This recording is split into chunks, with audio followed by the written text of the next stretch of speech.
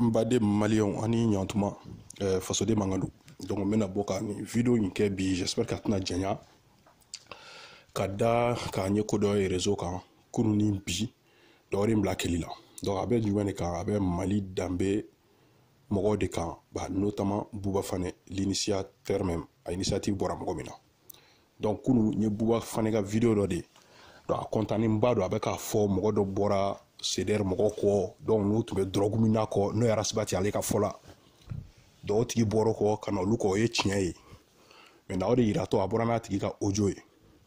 atigi o David Fane donc David Fane apparemment ka Bouba toko Baba Cabral soutenir mogo do bora ka adoya okola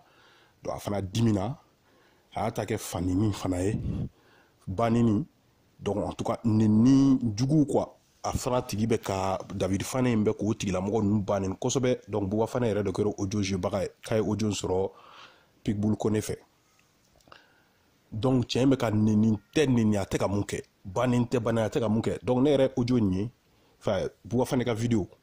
ngo meta la je kumu me ka David ni black an ko wale nke donc tara David yɛrɛ ka Facebook an kunu effectivement vidéo yɛrɛ de tundo audio tunte vidéo be abeka a adressé mɔgɔ mun y'ale banni commentaire la k'ale Baba soutenir a fana bɛ ko banni ni sugu tɛ a tɛ ka mun kɛ f'a bɛ démonstration kɛ banni kɛtɔ la donc n'o ko ok donc nin bɛɛ kɛra n ko n ti kuma maintenant san bi n tilala ka publication dɔ de tugu Bouba Fane fɛ donc n'aw yɛrɛ ɲɛ b'o image la nin Bouba Fane bɛ ka a fɔ donc ko cɛ in bɛ nale ko ka Mali Dambe restaurer donc parce que bora rasa fait oye tien donc tout ça donc ne ko ngola ngo dans sakura sisani Bouba Fane a tokera kore donc mena bobi ka hakilina di oko de kan ne mune famia oko walena donc Mali Dambe ni d'abord ko ka Fane ni banin ni dabla Facebook ça fait donc no Fane ni banin kela baka no le baka ke référencier c'est ça ko le Mali Dambe restauré moi je me pose vraiment des questions. Donc Bouba Fane yɛrɛ vidéo min kɛ David Kone ka audio in kan donc an bɛn'o kala an yɛrɛ ko lamɛn mais an bɛna hakili to ɲininkaw fɛ parce que vidéo in kɔnɔna na banni ni jugu b'a kɔnɔ ni jugu b'a kɔnɔna na mais n'i y'a ye n y'a bila parce que David Fane yɛrɛ ko a ma mɔgɔ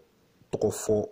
vidéo kɔnɔna na a bɛ ka mun banni sinon ni mɔgɔ dɔ tun ba bɛ ka nɛni a tigi tɔgɔ fɔlen don tun tɛna a tigi banni kan bila mais a bɛ ka nɛni de kɛ mɔgɔ tɔgɔ ma fɔ a kanu kan bɛ mɔgɔ dɔw de ma après ko yɛrɛ ko n'u tigiw y'a seginna ɲɔgɔn kan k'a bɛna n'a tigi tɔgɔ k'a b'a tigi tɔgɔ fɔ donc comme mɔgɔ t'a tigi dɔn an t'a tigi dɔn donc même permet k'a bila en même temps pour que mɔgɔw ka bila contexte kɔnɔna na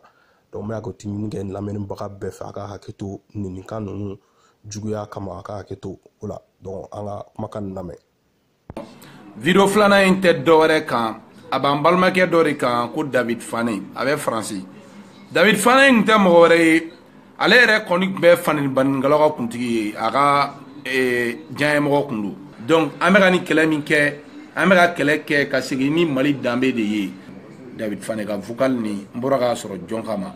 Pitbull Traoré ale de ye vocal in ci ma donc n bɛna vocal in k'a la a ka David ka vocal in lamɛn. Ouais, salam alaikum. Ni video yi ma dabo jaya ka matina jaya fana juste quelques minutes parce que kana ira danga don dola ka irula ka poko ne David Fane franchement ne te yano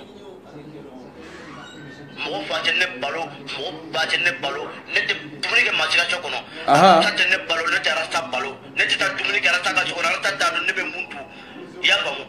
amunu be kan mole commentaire sanfɛ a bɛ kan ba neni a bɛ kan fa neni ka poko David Fane ba tanto faso jama joli neni de n'a bɛ faso jɔ a bɛ joli neni de wa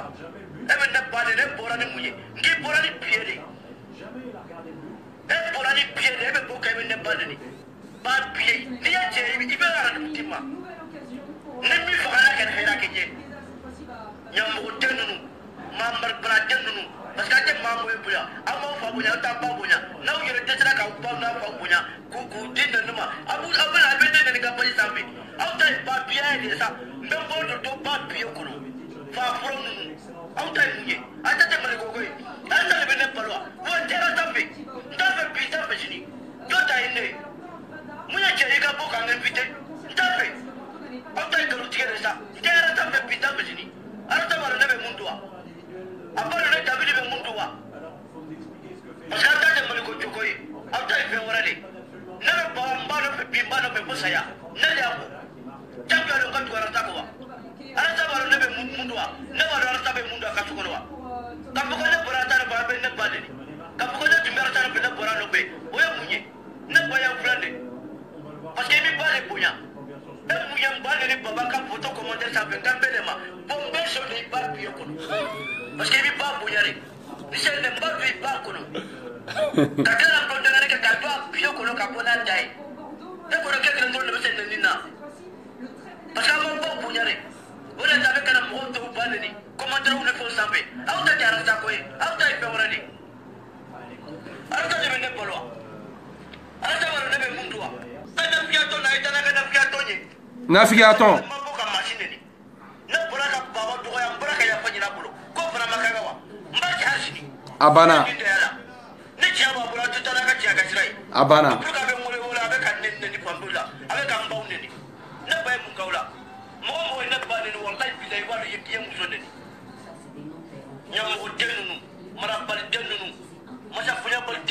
ha fota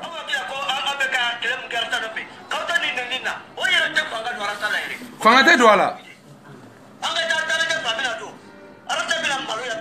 ha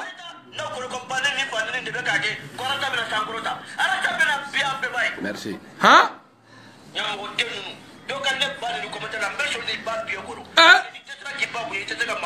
ada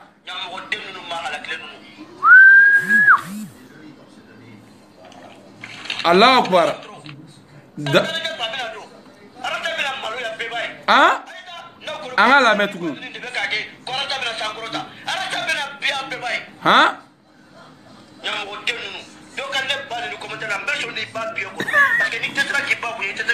Allah akbar ha ha uyoro mola wolondeo edella ye ye no David dimina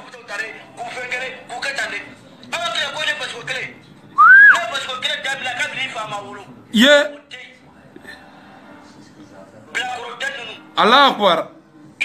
non ça fait la peine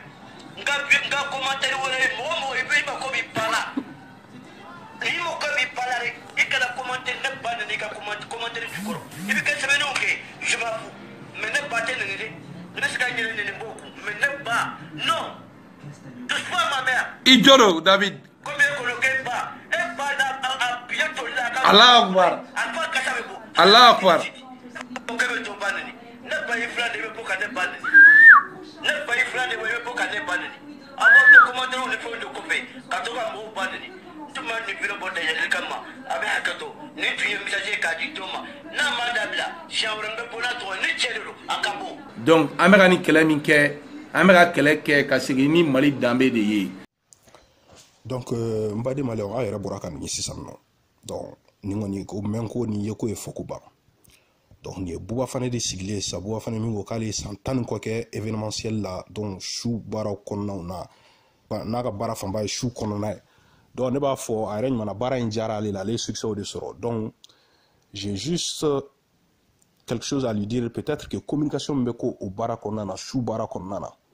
événementiel bara konna je pense que c'est pas la même communication qui s'applique quand tu fais de l'activisme ou bien niveau politique. Mais ça boit faire la communication mkeni moi j'ai l'impression que atado avec amuke or udun ko Mali dambe ka affaire secrétaire à la communication je crois ni ma fili comme na Abdoul Niang donc je me dis franchement bois fanembi deli communication to Abdoul Niang bolo ni be fait mouvement ngata akanye communication to Abdoul Niang bolo parce que moi je pense que d'après Nyemunyo ka il a plus d'expérience que toi dans ce domaine-là. Vous savez kana djekulu Mali dambe ni mouvement yebina tien sa Mali on ayere boraka essa bois fane de sikileno ka David fane ka bamso blin kan kala lui-même il est enjailli là il est content quoi arrive ka commentaire ka ayere aye donc mo babe kanina aller content no ko la ko sobe parce que drone au lieu arasa fanuni au lieu babe kanina ça arasa fanuni tara tiens ban no commentaire là ko tiens be ka baba soutenu donc maintenant quand il s'agit d'insulter les parents de Rasta fans des fans de Rasta Donc ça lui fait plaisir au cas d'aller et mina Mali Dambe akilina ko Mali Dambe sigi ko ko fani banni de ba réseau ka. Donc o mo kelen be ko fani banni ke ne yere be ki content la e bna tla ka ta publication ko de bna Mali Dambe restaurer ko parce que o borara sa ko kana tuko ko. Donc Mali Dambe ko théâtre nye atara sa kele de wa munidu. Donc mo mana bo ki bera sa contrôle là. Donc il est de bienvenu dans Mali Dambe. O tigi songera chugo chugo o tigi kewale kala kewale o kewale aw mo ko to la. Ni borara sa ko doro e ga ke fani banin kela donc ibina Mali Dambe là problème fou itala. Mais on a qu'à se poser des questions. Est-ce que ni Mali Dambe buba fane e a sigi ni ngani ni wa ni nang sigi ni ngani ali ka dabla do la me ka fo Mali Dambe mo to seku tungara baba kabaral Abdul Nyang Adu Nyemen kewale sugula do aka nga kuma buba fane fe do Abdul Nyang notamment ere borake ou ka secrétaire à la communication ke i sonoma donc e ka nga kuma basan ka nga ke ka bara une publication langolo sugu ma nga bo Mali Dambe fe na be Dambe segin ko de lan fane banen nga dabla. C'est pas possible. Amka kuma ngolo de sans faire. David Yemunkeni nabe tugu babako o yaka droit da ka baba soutenu. Nabe tu boss rasbatiko yaka droit da ka boss rasbatiko mo chitse ka balola. Mais maintenant sans David Tarawale Munke ke koroko doy e banini commentaire la ke batenini. Et babenini hal ni mamaliko keleke tangi be réseaux sociaux ka babenini fabenini. Il suffit que la publication donc mumata do Jimmy Sra fedro ifani babenini. Kumate ebe ki dado sujet sensible là. Et no kera sa ne bora kanyine iyera ko ichokorobato dutigi kiti sigi réseaux sociaux ka vidéo là. Fanini banini. Mais David a vidéo supprimé ka waka konti ka kunu vidéo intume ne retara ka konti ka ne vidéo ni. A vidéo tiga ka boy non. Mais au tabal kelea là a audio fleur buba fana yere bula le yere da bla maintenant avec YouTube ka donc maintenant ça mo e tien yere don ko so malien chama bina ale doni ni ni buba fana kele nga fait bla so ne yere tinta don yere fait bla le ne moi je suis qui est David Fane donc malien chama fana be ni nyona chama lu bine don à travers yen ni wale yam ndeke ni mai Mali ma ni mai ere ma ni mai Mali Dambe ma donc ni mo be ke ka Mali Dambe illustrer ni tien ma nga kai chukushi. Parce que ne hakili la n'a sɔrɔ ni ɲɔgɔnna tun kan ka kɛ k'e tun kan ka publication sugu kɛ ko ka ni cɛ intégré aw ka mouvement na o tun bɛ kɛ n'a sɔrɔ cɛ in a taara yafa deli de kɛ vidéo supprimelen kɔfɛ ka vidéo spéciale kɛ ka yafa deli kɛ malien bɛɛ fɛ a donna mun gasi la ka yafa deli kɛ bɛɛ fɛ a y'a ta dusu de fɛ walasa malien hakilimaw ka faamuyali kɛ hali ni bɛɛ tɛ yafa mɔgɔ dɔw ka yafa ma o kɔfɛ an tun bɛ se ka faamuya i kana fɔ a sen donna kɛlɛ la nin contexte kɔnɔna na. Mais ne taara cɛ ka site kan ne kɔni m'o vidéo ye j'ai vu juste la vidéo supprimée ka bɔ yen nɔ mais m'a ka yafa deli vidéo ye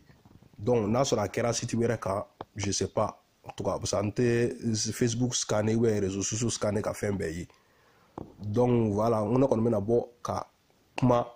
n ye Buba Fane e ka vidéo min ye ale ni n ye i ka publication min ye ale ni cɛ yɛrɛ ka vidéo n'o yeli min kɛ ne bɛna bɔ ka hakilila di par rapport à ça de donc i bɛ ka communication jugu de kɛ Mali Dambe yɛrɛ ma i bɛna aw ka jɛkulu in tiɲɛ n'i ma sabali a ko k'a bɛ communication di Abdul Nyang ma a y'a to Abdul Nyang bolo expérience dɔɔni b'ale la au moins nin ko ninnu na ka tɛmɛ aw kan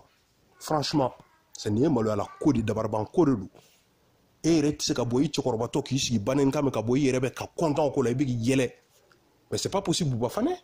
ni mɔgɔ kumana fana a bɛ sɔrɔ k'a fɔ ɲɛngo de don o bɛ fɛ k'an ka mouvement cɛ mɔgɔ si tɛ fɛ k'a ka mouvement cɛ ne ye vidéo fɔlɔ min kɛ n y'a kɛ ka da nin wale sugu de kan aw sɔn notamment